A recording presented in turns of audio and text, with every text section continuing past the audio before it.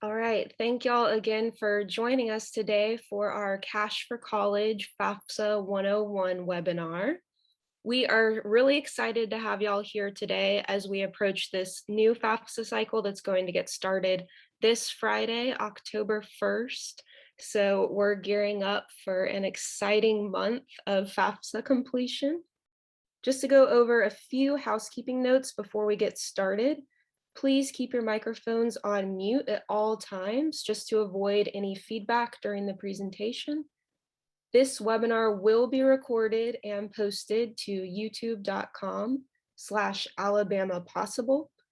And throughout today's webinar, you can submit questions using the chat feature of Zoom. We have received many of your questions when you did the registration process for this webinar, and we will definitely be sure to address those questions throughout today's training. You can share your commitment to building a college-going culture on social media. You can find us at AL Goes to College. You can also use the following hashtags so that we can see everything that's going on in your school and celebrate all of your accomplishments throughout the year. In terms of financial aid related hashtags you can use, we encourage you to use hashtag Pell Yes, hashtag FAFSA, and hashtag Cash for College, along with our hashtag AL Goes to College. So anytime you're doing a financial aid related work with your high school seniors, feel free to use these hashtags. Now, if you have not already, high schools can sign up for the Alabama Goes to College campaign at alabamapossible.org/register 2021-22. We only need one representative from each school to complete the form. And if you're unsure whether your school has registered, what you can do is please send the name of your school in a private message in the Zoom chat to Alabama Possible or Keela Lawrence, and she will check on the status of your registration. So if you have not yet registered, you can use this link. It will take you to a form that will serve as your registration, not only for Alabama Goes to College, but also for the Alabama College Application Campaign. These were previously two separate registration processes, and we have streamlined it so that you only have to complete one form. And just a reminder with registration, this is the last week that you can register and be eligible for our Cash for College monetary grant awards of $500 and $1,000. So you have to register by this Friday, October 1st, to be eligible for those monetary grant awards. And we're going to talk more about those grant awards later on in the presentation.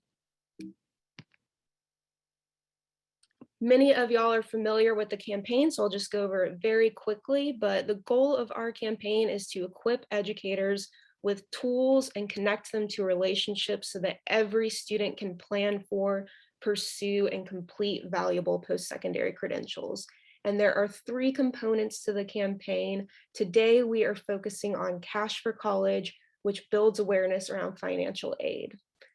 We especially are going to focus on completion of the free application for federal student aid. And our goal with Cash for College is for every graduating senior to complete their FAFSA before they graduate from high school. That, of course, will give them access to federal, state, or institutional aid to pay for college. So we're really excited to highlight that Governor Ivey is proclaiming October as FAFSA Completion Month in Alabama. As many of you already know, FAFSA completion is now a part of high school seniors' graduation checklist. And so our goal with this training is to provide as much support as possible in assisting your seniors with this task.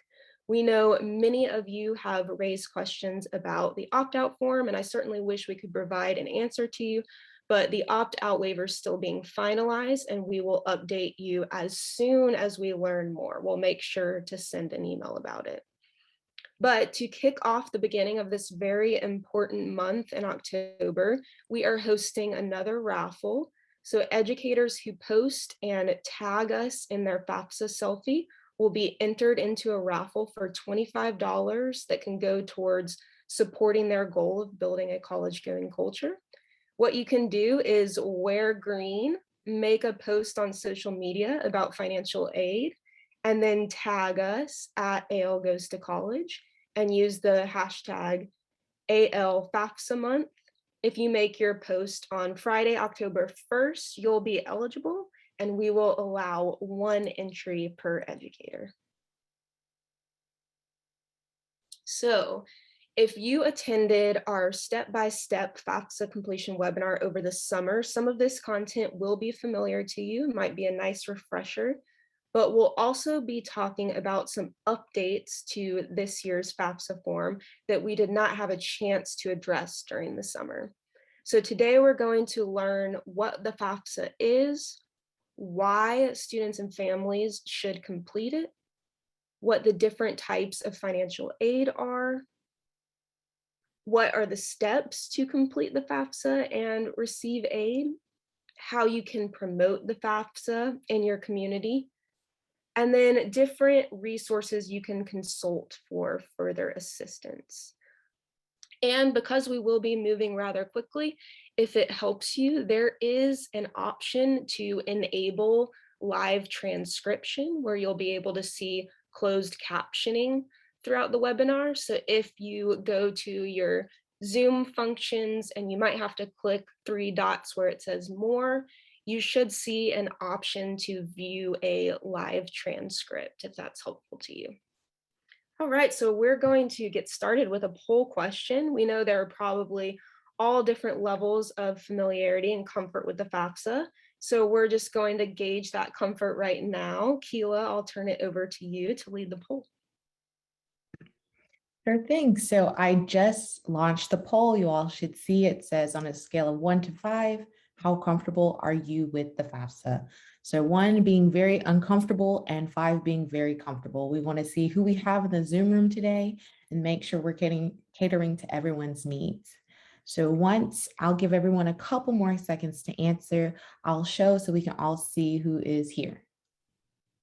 I shared the results. Hopefully you all can see them. So the majority of everyone in this Zoom room is somewhat comfortable with the FAFSA. So that is what we love to see. Yeah, that's awesome. Thanks, Keela. So because of that, we are going to fly through some of the more introductory FAFSA topics, but we just want to start off with some fast facts. Let me close this. Okay. So the FAFSA, of course, is the free application for federal student aid, and it gives students access to the largest source of financial aid for certificates or degrees, whether at a 2-year or 4-year program. And that application is used to determine a student's eligibility for grants, scholarships, work study jobs, and loans. We, of course, love to emphasize free aid like the Pell Grant. The Pell Grant can be used towards education after high school, and it does not have to be paid back. So free aid or gift aid does not have to be paid back, and the Pell Grant can be used towards technical and academic programs. An awesome fact is that most high school seniors in Alabama qualify for Pell Grant aid, whether that is a full or partial Pell Grant. The current maximum award is $6,495 per year. That typically increases every year. There is a huge push right now to increase this maximum Pell Award amount even more. We'll definitely keep you updated if any federal legislation moves forward, but we're kind of in the middle of all of that movement right now, and we hope to see it increase. But the reason we highlight that maximum Pell Grant award amount is because when we look at the average cost of tuition per year at a 2-year college in Alabama, we see it's around $4,770. And the maximum Pell is 6,495. So it is covering most of the cost or all of the cost of tuition and fees at two-year colleges in Alabama. And just overall, FAFSA completion is strongly associated with positive increases in college enrollment, persistence, and attainment. In fact, 92% of students who complete the FAFSA enroll in post-secondary education the following fall. And completion of the FAFSA is also associated with narrowing the enrollment gap across socioeconomic status. So throughout today's webinar, I want to highlight relevant assets that are in our Educators Toolkit, and you can use these to promote FAFSA completion in your community. So here we have a flyer that gives a quick overview of the FAFSA while underscoring its importance. And so throughout today's training, I'm going to show you some of the resources we recommend you utilize from our Educators Toolkit. But we are spreading the good word of the FAFSA because it matters so much. As of 2018, only 45% of the Alabama workforce had a high value credential beyond a high school diploma. And to fulfill our workforce needs as a state, Alabama needs to add more than 500,000 highly skilled workers with valuable credentials by 2025.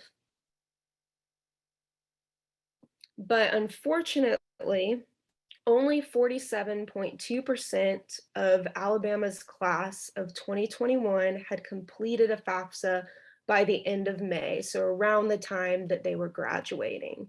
And this means they forfeited millions of dollars of free federal aid that was available to support their post-secondary pursuits.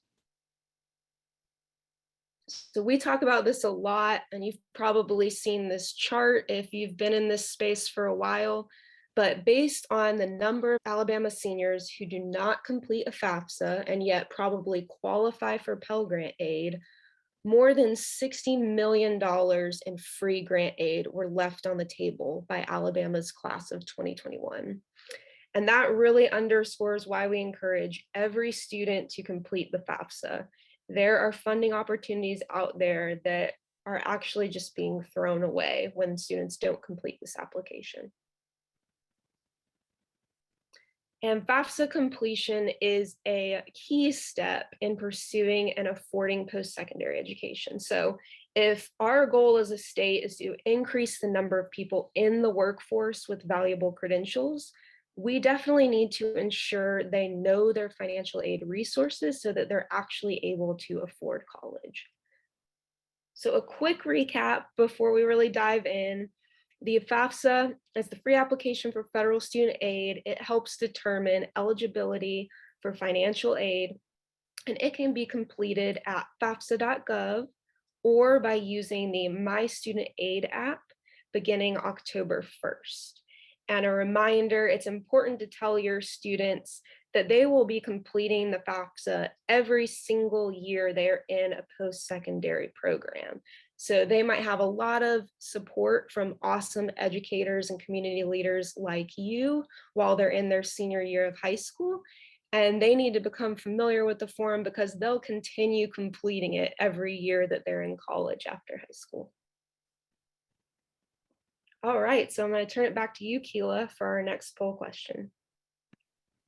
All right, I have another poll. So this one is, what is the average Pell Grant award for an Alabama student? So this is not intended to be a trick question, but I do want to place an emphasis for an Alabama student. It looks like most people are putting the maximum Pell Grant amount, that's 6,495. So that is the maximum for this award year. And then the number below it, that 4,307, is the average award that students in Alabama receive. So you don't only receive a full Pell Grant award or nothing at all. It's not an all or nothing situation. You can receive a partial Pell Grant. And on average, students in Alabama receive Pell Grant aid in the amount of $4,307. Awesome. Thank you for participating in that.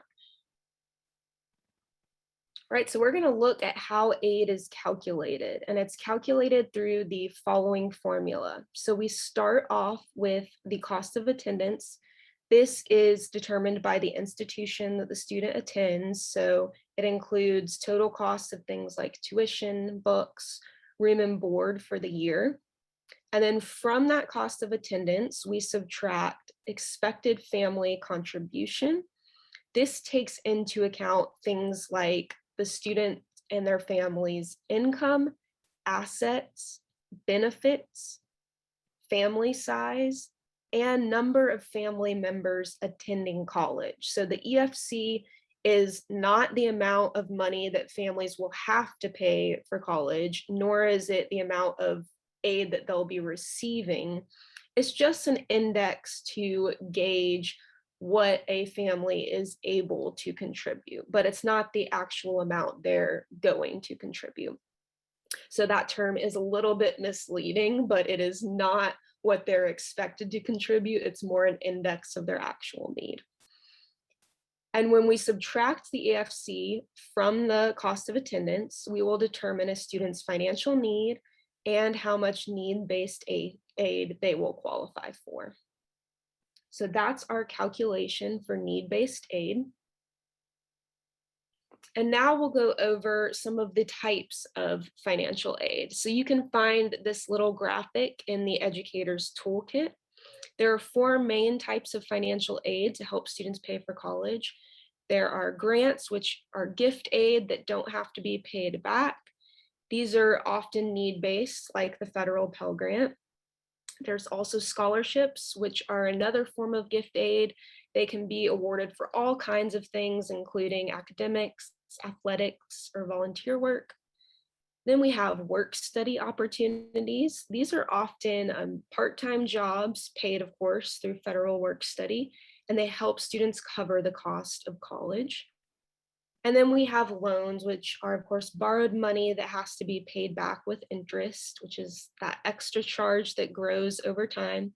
So these are our 4 main types of aid. And now I'm going to highlight some specific awards that students might be eligible. These are a few of the examples, and I'll allow you to read these now. They're also linked within our presentation slides that you'll be receiving in a follow-up email.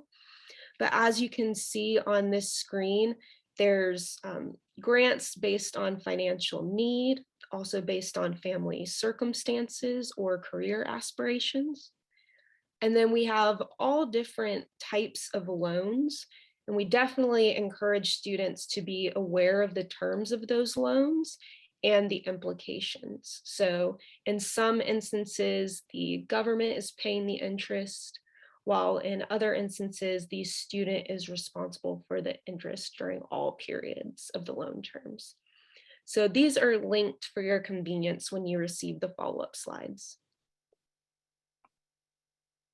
So federal financial aid can be used towards expenses such as tuition and fees, books and supplies, transportation, childcare for dependents, and room and board. So those are kind of the basics, and now we want to highlight some common comments that we certainly hear, and we know you might hear as well.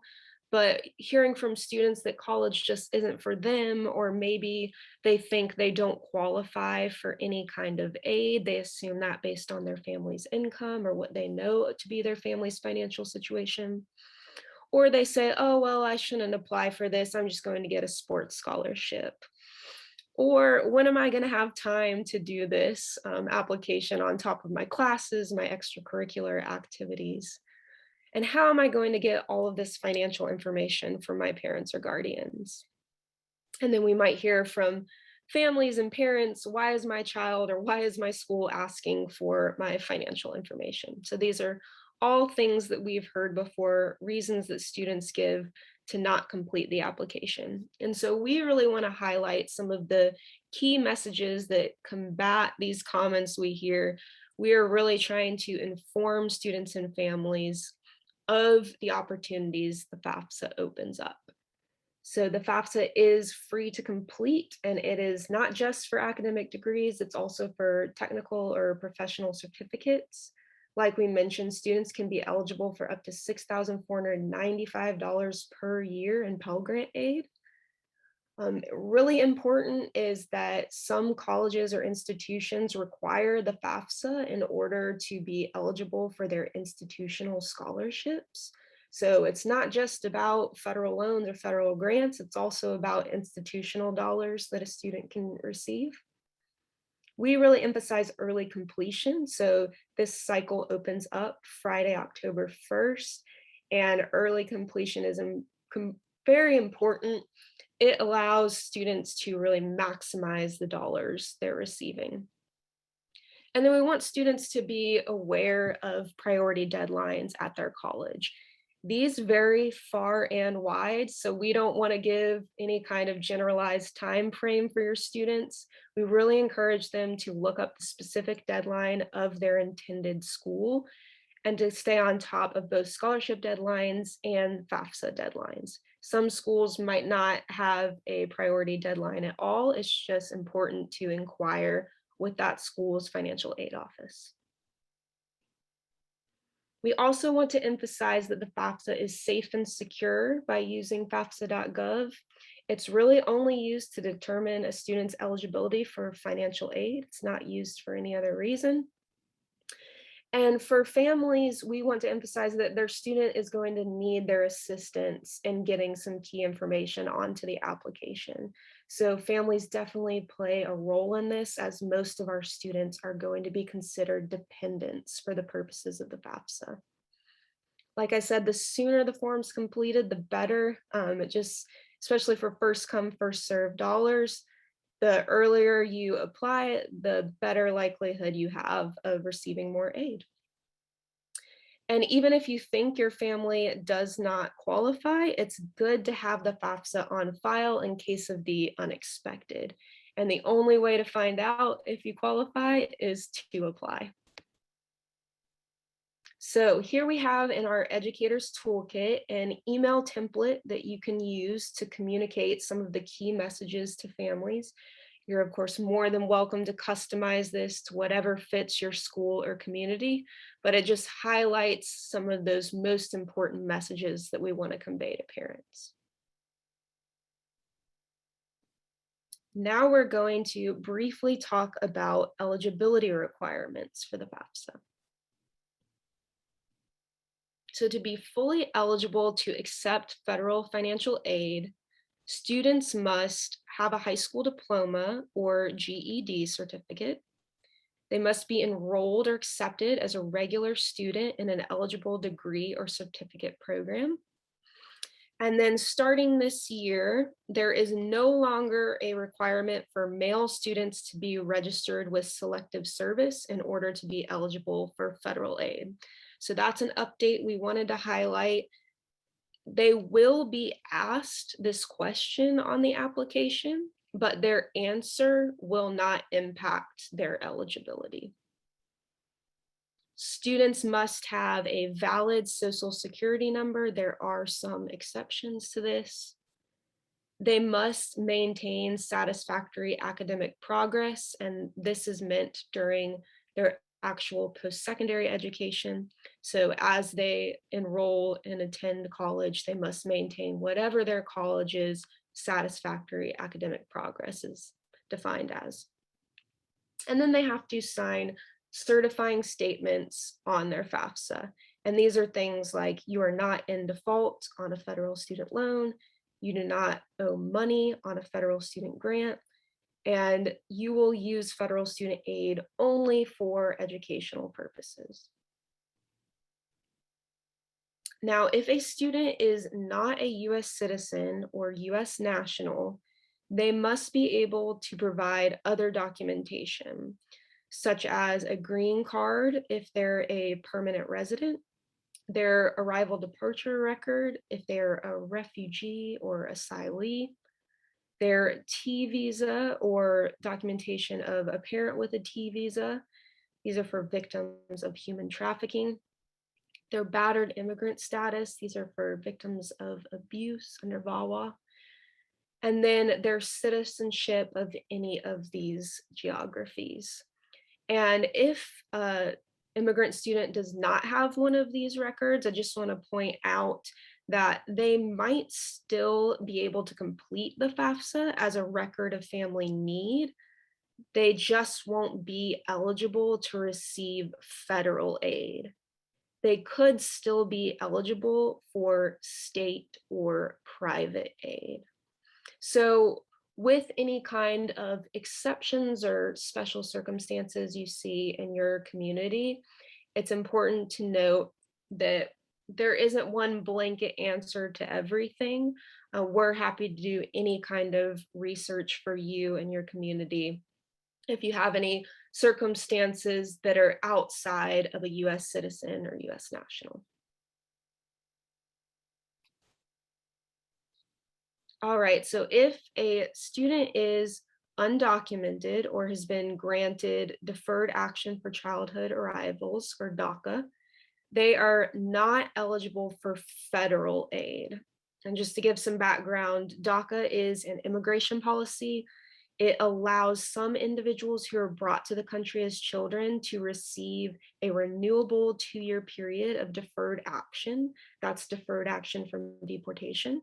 And it also allows them to become eligible for a work permit in the US. So if they are on DACA, they're not eligible for federal aid. However, some DACA recipients do have a social security number, so they might be able to complete the FAFSA to determine their eligibility for state or institutional aid. So that's an important note. We'll also highlight that the current administration has proposed expanding federal aid eligibility to DACA recipients, and we'll keep you updated if we see progress on that. So schools also have to be eligible to receive federal student aid, so they have to meet these requirements. They have to be legally authorized by a state to provide post-secondary education programs in that state. They have to be accredited by a nationally recognized accrediting agency or have met alternative requirements. And then they must admit as regular students only individuals with a high school diploma or its recognized equivalent, or individuals beyond the age of compulsory school attendance in the state where the institution is located. So these are the eligibility requirements for schools and institutions to receive federal aid. Of course, the type of aid available definitely varies by institution. So again, we recommend contacting each institution that the student's interested in to confirm what kind of aid is available. So we're going to get into the actual process of completing the FAFSA. And we're also going to highlight some of the updates and changes for this FAFSA cycle. Starting off, we want to say there's a new cycle every year. There's generally some confusion about which FAFSA to actually complete. And the FAFSA application is named after the year that aid is awarded.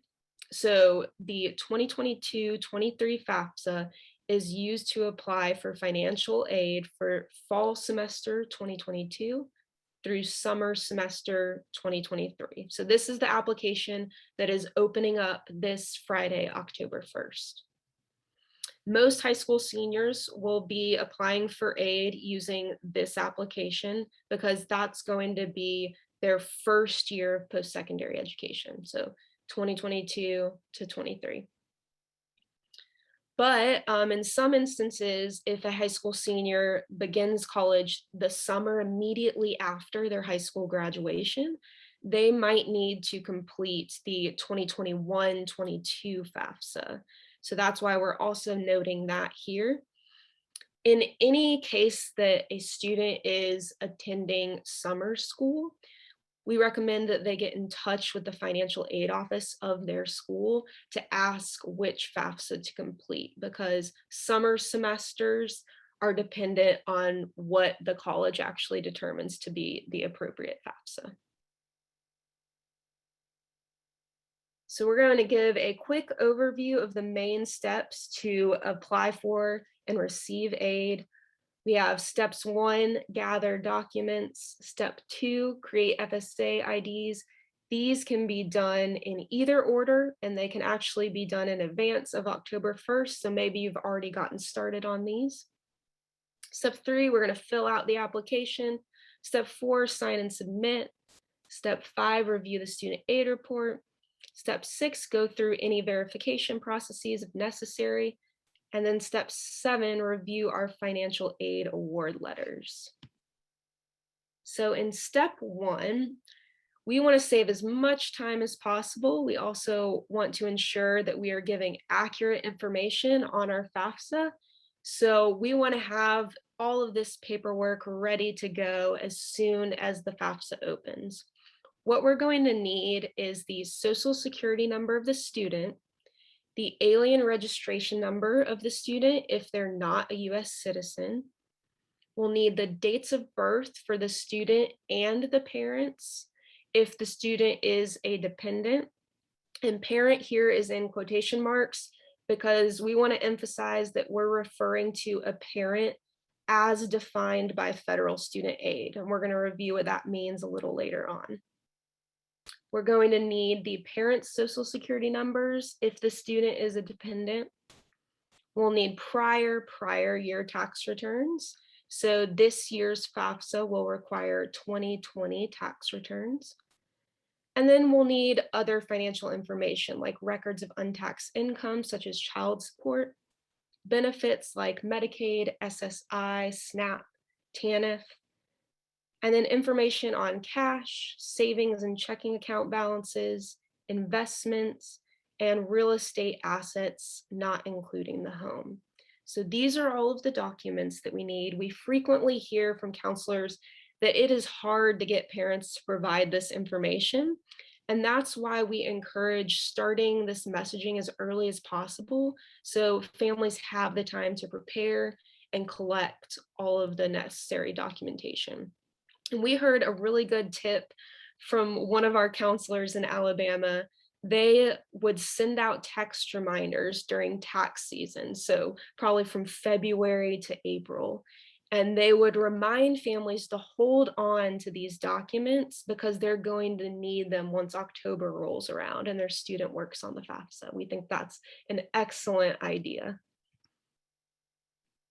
So step 2, we're going to create an FSA ID. This can be done before October 1st. It is essentially a username and password. Many high schools do a great job of introducing the FSA ID either in the student's junior year of high school or early on in the first semester of senior year.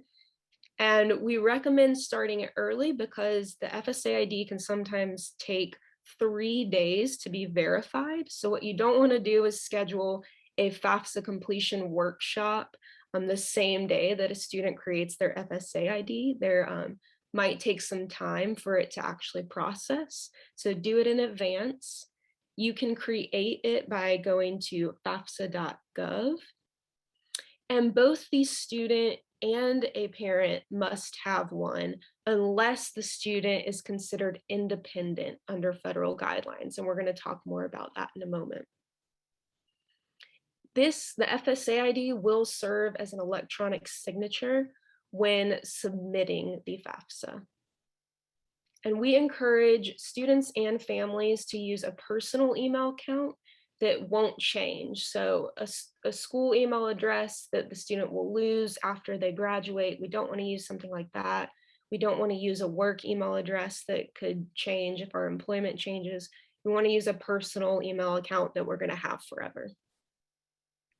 So here in our Educators Toolkit, we have an FSA ID worksheet that will guide you through the process of creating this login credential. Right, so now we are moving on to the actual application, step 3. As you can see in the screenshot, it's comprised of several sections, and the application has a little bit of a new look this year.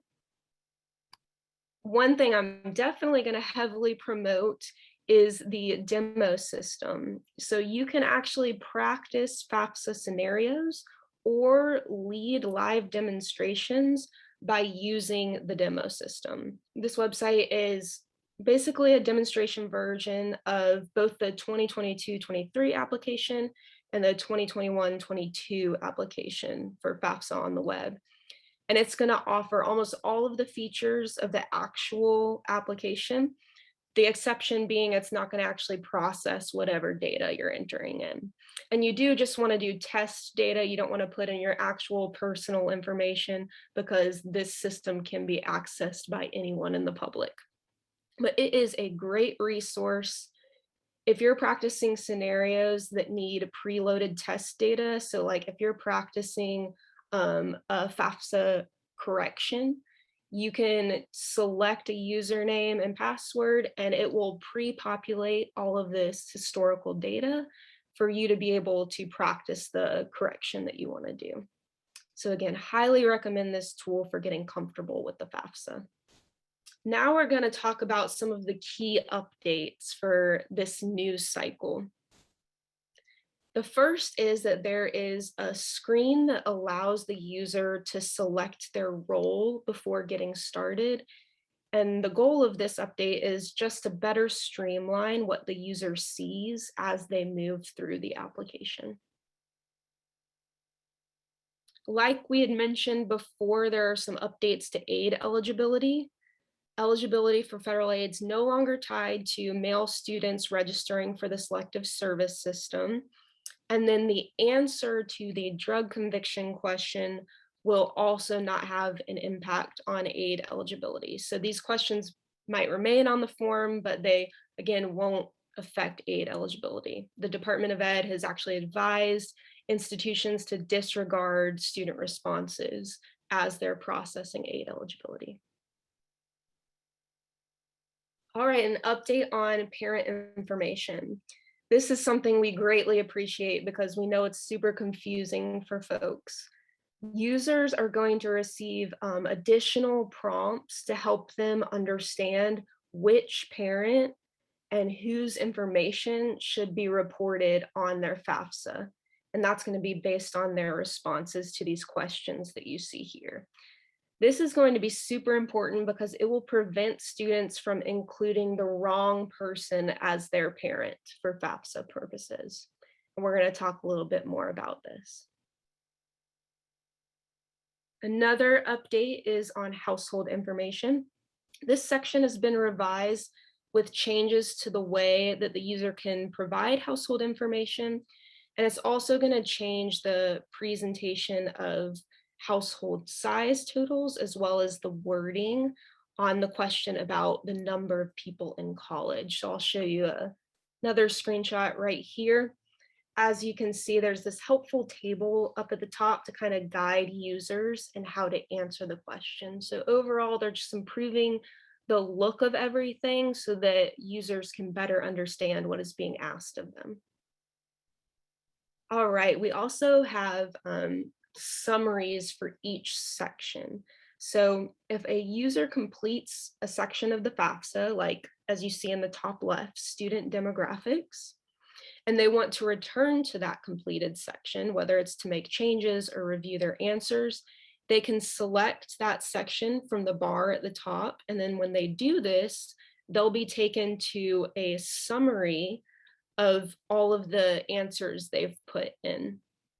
And from there, they can choose what they need to actually edit. So rather than clicking through next or continue on the form over and over, they can very quickly go to whatever needs to be edited.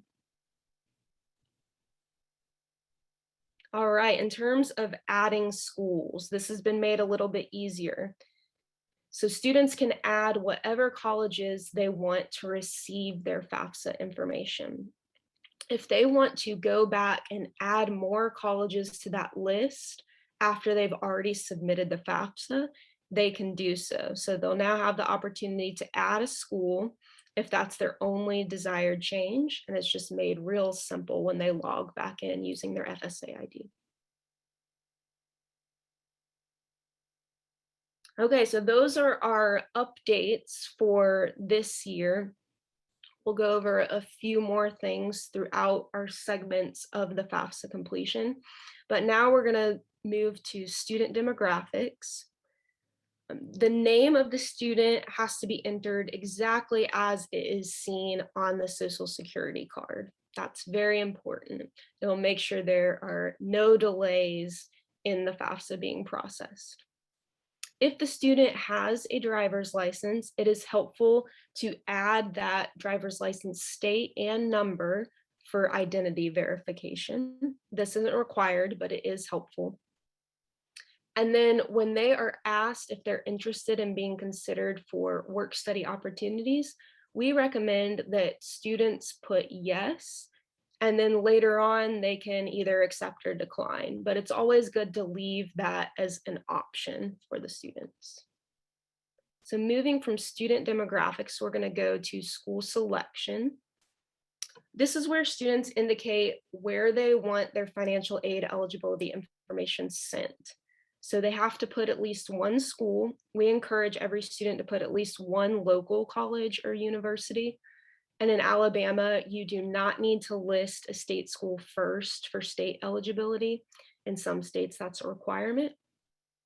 You can search by the school name or the school location or the federal code. Not many people will know a school's federal code, so we just recommend using the search feature to find the school by name. And then you can add up to 10 schools on the initial application. Like we mentioned, after submitting the FAFSA, you can log back in and add additional schools above those initial 10. And that process is hopefully a lot simpler this year. So dependency status.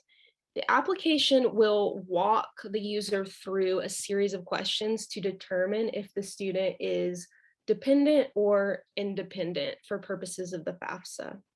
And independent students do not require a parent to complete the FAFSA, but they may require additional documentation just to verify their independent status. And we know dependency is a cause of confusion for lots of folks. So we have linked two great resources that are both in English and Spanish. Hopefully it will address all of the questions that you have, but we're also going to review them in the next few moments. So again, there will be this questionnaire. If a student answers yes to any of the questions, they're considered independent, meaning they do not have to provide parent info. If the student answers no to all of the questions, they're considered dependent, and they do have to provide parent info. So let's look at this really quickly just to get an idea. So for instance, the first question is, were you born before January 1st, 1999? If the student answers yes to any of the questions, they're considered independent. So if student answered yes, they're independent, they don't have to provide parent info.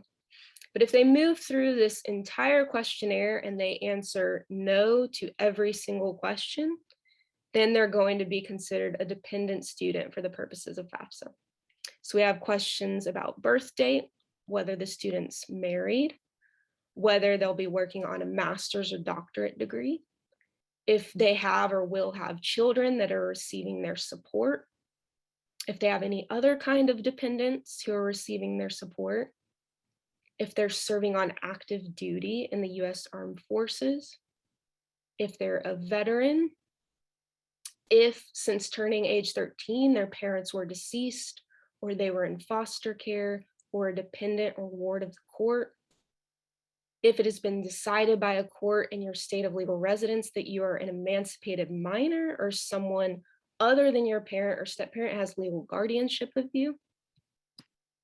If at any time you were determined to be an unaccompanied youth who was homeless or were self-supporting and at risk of being homeless as determined by any of these agencies or people.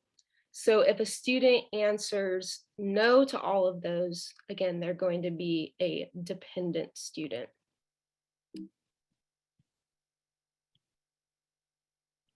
And so a student's dependency status will help us determine whose financial info to report on the application. Again, for independent students, they're only going to report their own financial information, as well as a spouse's financial info if they have a spouse.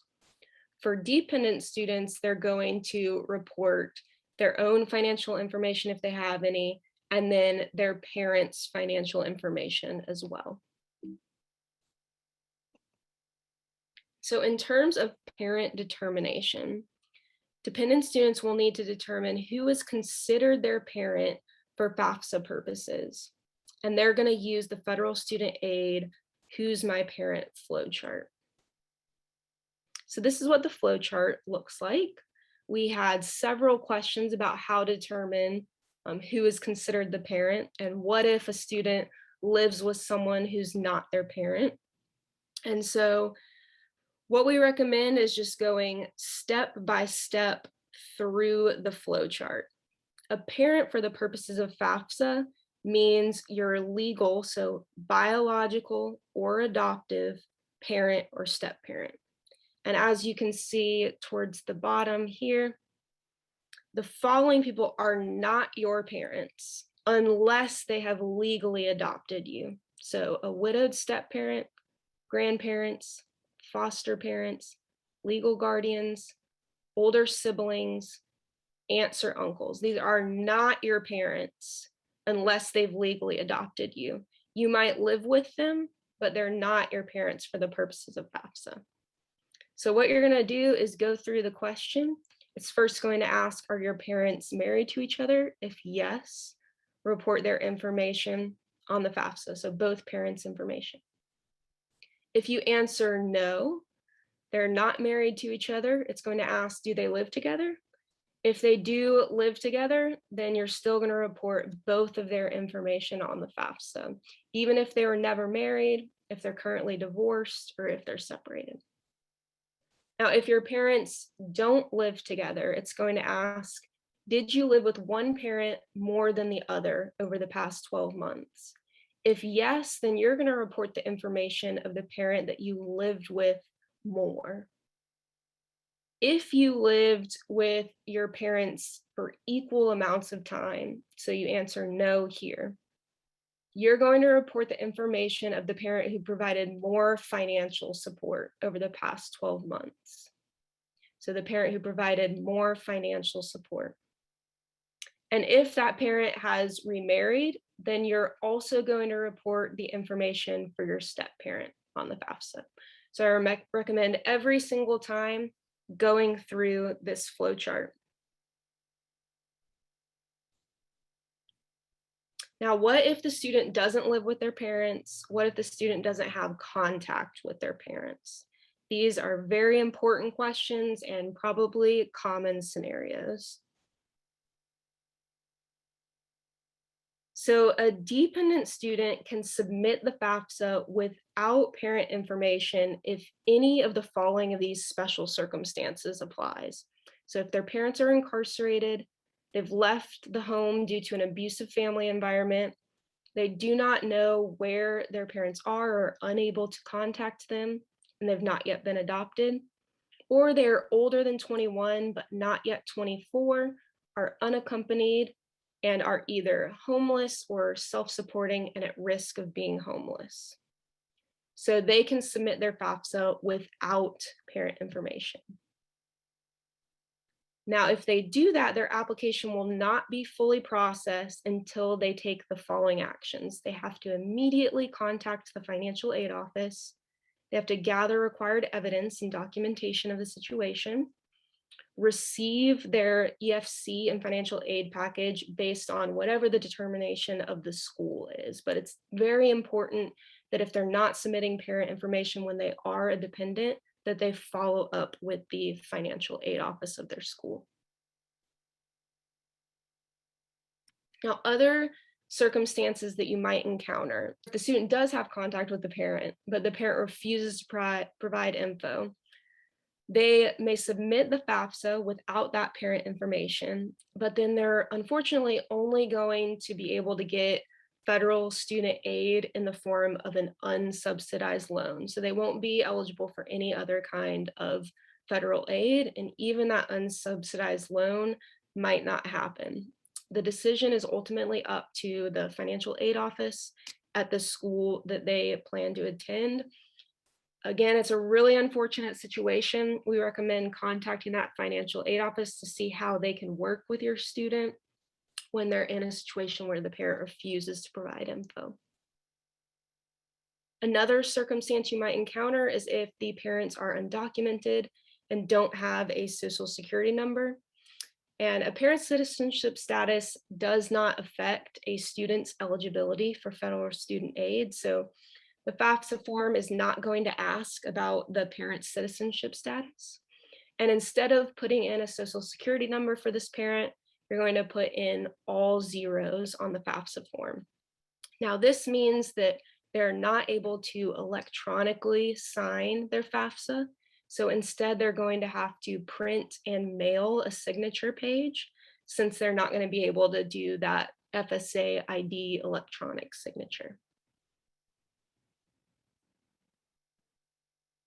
Okay, so we've put in student demographics. We've also looked at dependency. Now, if the student is a dependent and they have to include a parent on their FAFSA, we're going to look at parent demographics. So it's going to ask the marital status and the month or year that the parent was married, remarried, separated, divorced, or widowed. It's going to ask the number of dependents of the parent and the number of college students in your parent's household. And then it is also going to ask about your parents' financial information. So that's the type of tax return they filed, if any, as well as their tax filing status.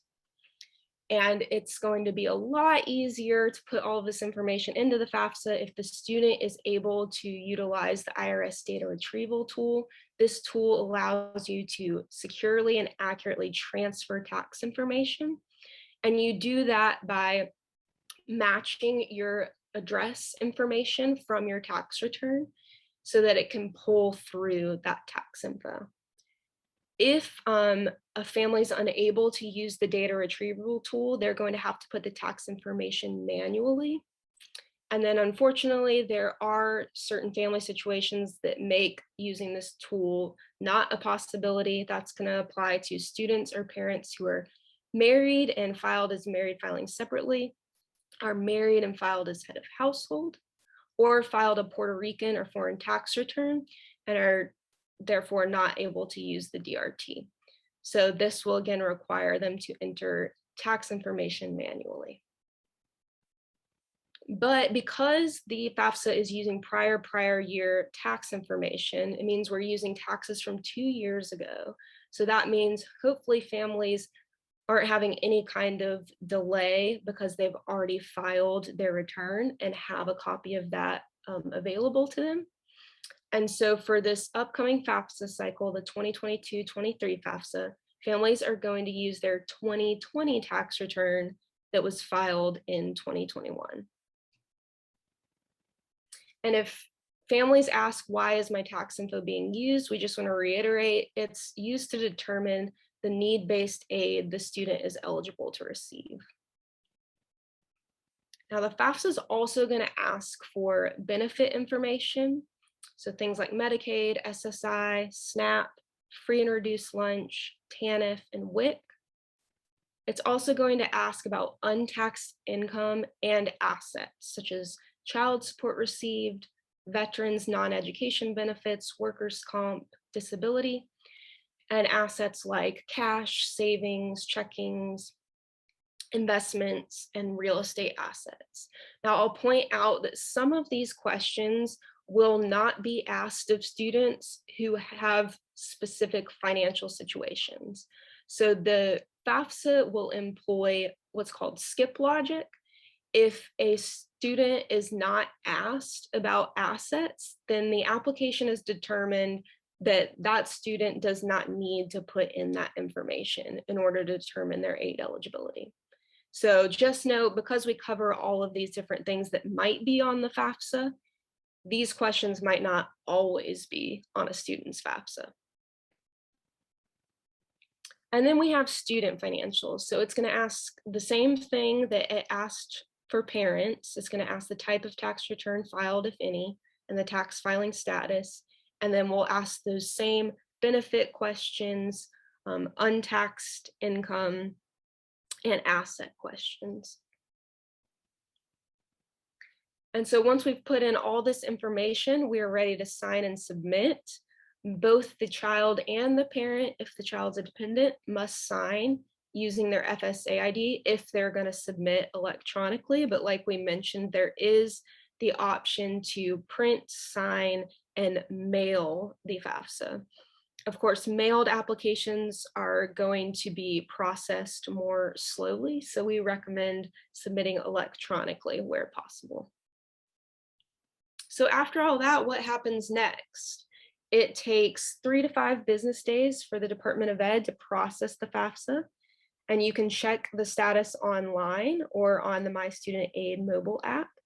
And then the student will receive a student aid report with a summary of the data submitted.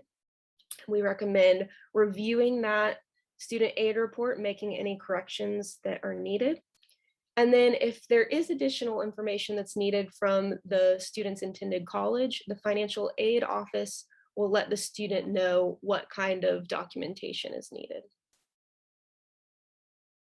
So like we said, after you submit, it produces a student aid report. You want to check for that either via email or mail if you didn't provide an email address. It can take anywhere from 3 days to 3 weeks. You want to check for accuracy. And then you want to see what is listed as the expected, excuse the typo there, expected family contribution, or EFC. If that EFC is missing, it means the FAFSA is incomplete.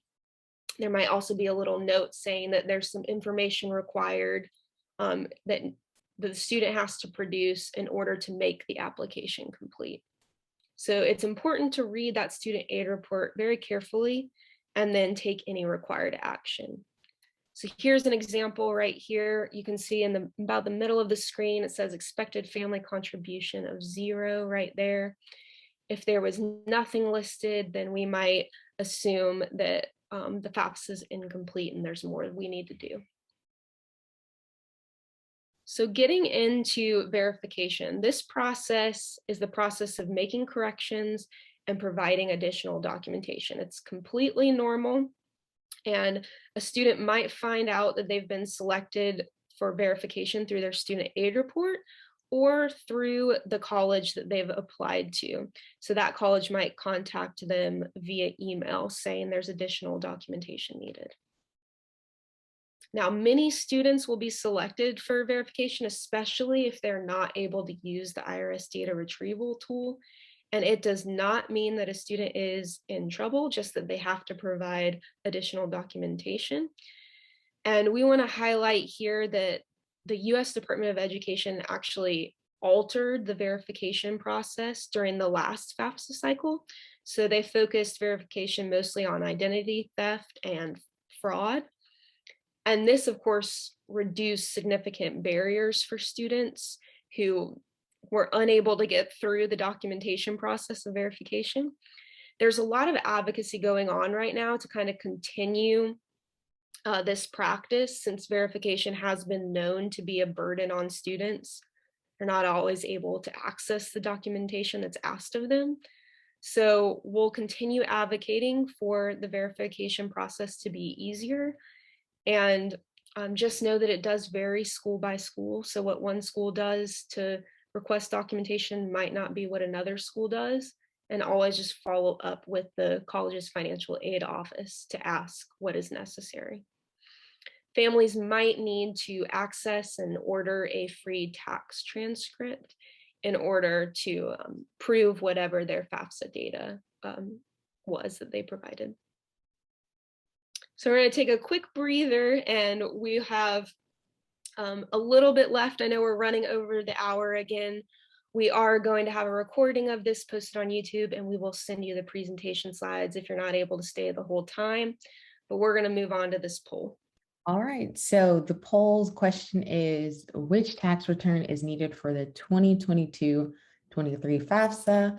Just a hint, as May mentioned, when you're gathering your documents in that first step, you're going to use prior year tax return information.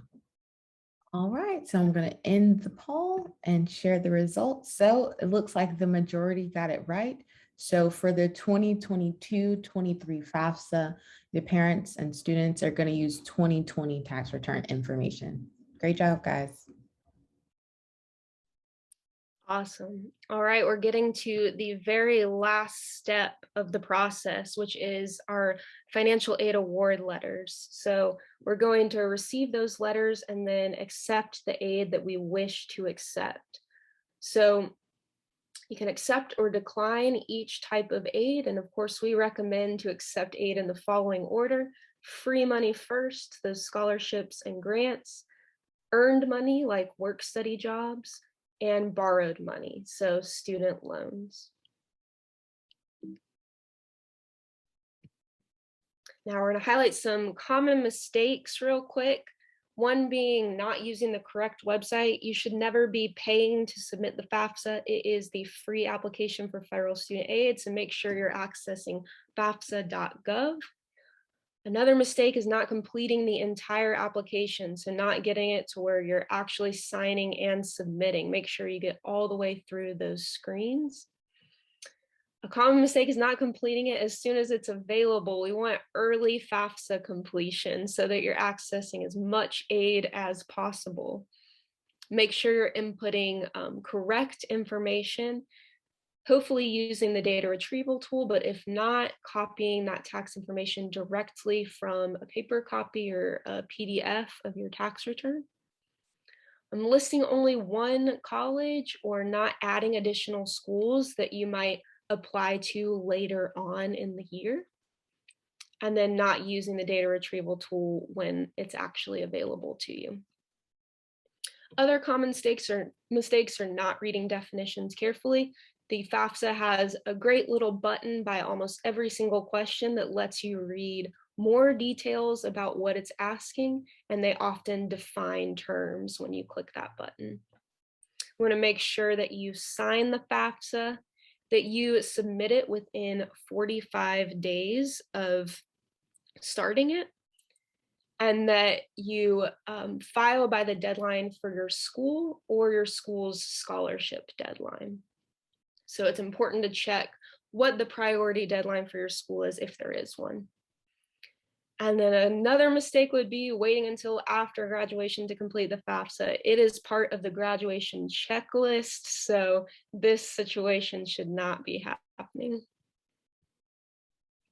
Real quickly, we're going to talk about FAFSA and COVID, just because people's financial situations might have evolved significantly during 2020, which is the tax year that's going to be represented on this FAFSA application. So if a family's financial situation changed significantly because of hardship or unemployment related to COVID, then they're still going to submit their FAFSA with that 2020 tax info, but they should communicate their change in financial circumstances to the financial aid office immediately after they complete that FAFSA. That lets the financial aid office know that there are other considerations I need to take into account for the student and their family. And then if that financial aid award still doesn't reflect the student's actual need, they can submit an appeal to the college with relevant documentation, and the college can use professional judgment to adjust information on the FAFSA. That, of course, could impact their EFC and their grant eligibility. There are appeal templates available on Swift Student, and we'll have that linked in the presentation slides. So oftentimes when we're doing things like FAFSA 101, we're only focused on federal aid. So we want to take a little bit of time to talk about state aid. Families can learn more about state aid opportunities by visiting ake.edu. When you get to that main landing page, you can click or go to the section Resources for Students and Parents. And under there, you'll see Funding College and a link for the Paying for College Guidebook. This is a screenshot of the guidebook, It talks about different state-based aid opportunities that students can apply for. So I would encourage you to visit the website and learn more about those opportunities. It's a great way to supplement the federal aid that students and families are often thinking about. Now on to the FAFSA completion strategies. We, of course, recommend that, especially the beginning of the year, you use your prior year data for FAFSA completion to set goals and monitor your progress throughout the year. We have dashboards for this. I'll show you some screenshots of those in just a minute. But we want to set big goals, and then we want to check in on how we're doing all throughout the year. We recommend, and we know y'all are doing this, to communicate through multiple channels, whether that's email, social media, your school website, your texting systems. Communicate whatever way is best for your students and their families. And we have templates available for those communications. And then conveying the benefits of completing the FAFSA early is something we really want to reiterate. We want students on top of those priority deadlines. We're in the process of working on an updated spreadsheet for this year that highlights colleges and universities in Alabama and their respective financial aid priority deadlines. So like I mentioned, in terms of communicate every way possible. We have here a sample announcement that's contained in our educators toolkit. So it can be used for actual live events like over the school PA or at athletic events, or you can just drop this in a text or an email. And then we have a longer version as well if you want to post it on a school website or add it to the school newsletter. Here is our Cash for College data dashboard. If you're new to this work, this dashboard is how you're going to track school-wide FAFSA completion. So every school that's registered for our Alabama Goes to College campaign will have their own page on this dashboard. You can monitor your school's FAFSA completion week by week and compare it to where you were at the exact same time last year. So we start updating this the moment that the U.S. Department of Education releases FAFSA data. So with the new cycle starting October 1st, we'll get new data the week after and we'll upload it into the dashboard. And you can track it week by week to see how you're progressing towards your goal. Our goal this year, of course, with the FAFSA being part of the graduation checklist, is for 100% of our seniors to complete the FAFSA. So this is the way that you're going to monitor your school-wide completion. With Cash for College, we do a couple different awards throughout the year. Midway through the year, we recognize schools that have had at least 10% improvement in their early FAFSA completion. So early is defined as FAFSA completion during the months of October and November.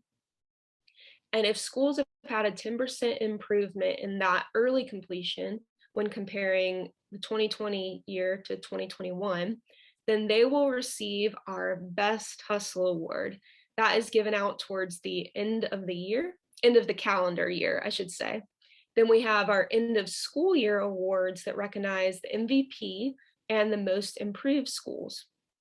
So here we have the MVP, which is the school with the highest FAFSA completion percentage. And then we have most improved, which is the school with the greatest year-over-year improvement in their FAFSA completion percentage.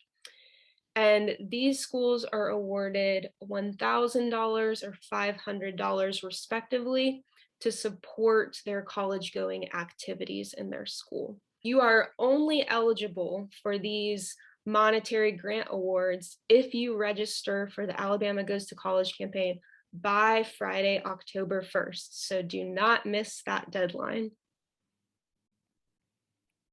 We have another tool, which is our AIC student lookup portal. This is how you're going to track individual student completion. And so you can not only see your school's overall completion, but you can also track each individual student to see if they have submitted or completed their FAFSA. You can also see whether they've been selected for verification. You can also see if they're missing certain steps like submitting a signature. So this is an incredibly useful tool, especially for those who are new to FAFSA completion. And we will get you connected to your login for this system so that you can see individual student data. Just a heads up, we're going to have a webinar in mid-November that goes through this tool a lot more thoroughly. It'll give you kind of some time to get students familiar with the FAFSA, to start getting them completing the FAFSA so that when November rolls around, you can do some really quality, intentional outreach to students who have not yet completed the FAFSA fully. So we're going to talk a lot more about this as November rolls around. A few more strategies. Of course, we encourage you to collaborate with other teachers so that you're discussing financial aid during classes where that's really relevant. So things like econ and government classes, and we have lesson plans that kind of look to those classes' standards. And then we encourage you to partner with local organizations, especially community colleges who are nearby and have financial aid officers willing to help not only with in-person events, but also virtual events. And as much as possible, provide prizes and incentives. We know that students are incentivized by food and t-shirts and all different kinds of prizes. We're happy to assist you with those incentives by having all of our raffles where you can win gift cards towards these prizes and incentives. So participate in our raffles if you're interested in getting some gift cards that can support these events that you host. And of course, register for our campaign if you haven't, for extra support as well as some professional development webinars throughout the year. So just so y'all see, here's an example of our lesson plan in the Educator's Toolkit. And we would like to wrap up by promoting some resources available to you. One is just the Federal Student Aid website in general. It has an abundance of resources, but something they're doing is their 2022-23 FAFSA updates webinar tomorrow at 1 p.m. So we'll make sure you get a link to register for that. It'll be covering a lot of the updates that I highlighted a little bit earlier today. And then there's the Financial Aid Toolkit. It has so many different resources, from flyers to videos, all kinds of things. Like you've seen linked throughout this entire presentation, we have our Educator's Toolkit. It has a Cash for College subfolder with a ton of different assets that we had on screen for you today. We think one of the most useful folders in Cash for College is the planning folder. So if you want to check that out first, just to kind of get grounded in all the different things you can plan for your year, we recommend that. The National College Attainment Network has a FAFSA resource library that we have linked. It also has really useful tools for planning and for communications with your families. And then developing a close partnership with financial aid offices is highly recommended. They are experts. And for those questions that students have that are specific to an institution, of course, the financial aid office is going to be the best place to answer that question. At any time, you can call us at Alabama Possible. You can reach us at 334-316-6155, or you can email us at algoestocollege@alabamapossible.org. So those are resources for educators. For students, we recommend fafsa.gov or getting in contact with Federal Student Aid, whether that's through the little chat feature on the website or by calling 1-800-433-3243. Again, financial aid offices are going to be incredible resources for students, especially when the question is specific to the institution. And students, of course, can get in touch with us if they have any questions. That number that's listed right there is the number to our help desk, where students can ask questions about college planning, admissions, and financial aid. So definitely do not hesitate to reach out. We will allow time for questions now. So if you haven't already, please drop those in the chat. All right, so for the first question, May, do the students need to update their FAFSA once their parents fill out their taxes for this year? No. So the 2022-23 FAFSA will use 2020 tax information, and it will only use 2020 tax information. So no updates necessary. We use prior year returns so that you're not having to worry about the next year that you file taxes. Perfect. So next question, if someone other than the legal guardian has claimed the student as a dependent on their taxes, do you report that person's information as the parent? So dependency for the purpose of federal income tax has no effect on federal financial aid.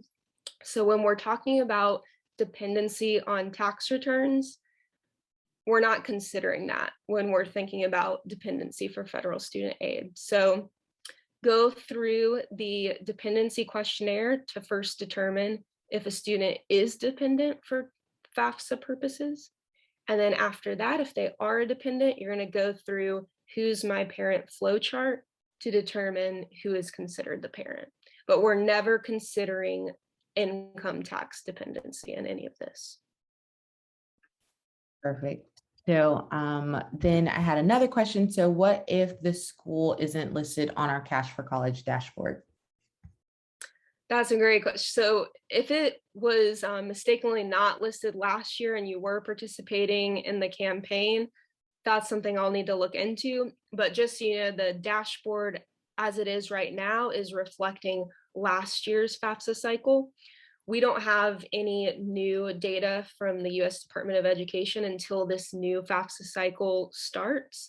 So you won't see any updates in the schools listed on our dashboard until the new Fafsa cycle starts. But as soon as we get that first report from the US Department of Education, you'll see the dashboard get updated for this school year. So, and I'm not sure if you can answer this question because we haven't delved too much into it. Can you say more about what classifies a student as an unaccompanied youth?